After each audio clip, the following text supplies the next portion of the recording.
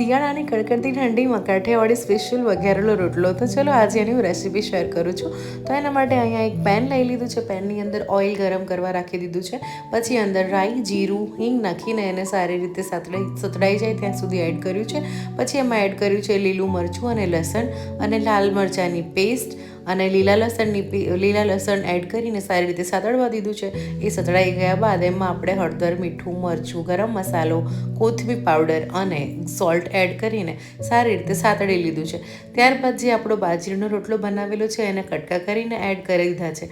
એને સારી રીતે મિક્સ કરીને પછી અંદર આપણે છાશ એડ કરી છે અને છાશ એડ કર્યા બાદ એને થોડી વાર ચડવા દીધો છે. સારી રીતે કૂક થઈ જાય ત્યાર પછી એકરસ રોટલો જ્યારે થઈ જાય દેટ મીન્સ આપણો રોટલો બનીને રેડી છે. તો એના ઉપર ગાર્નિશિંગ માટે લીલું લસણ, લીલી ડુંગળી અને કોથમીર એડ કરી અને ગરમ ગરમ ઠંડીમાં સર્વ કરી લીધો છે. તો રેસીપી કેવી લાગી પ્લીઝ કમેન્ટ કરવાનું ના ભૂલતા.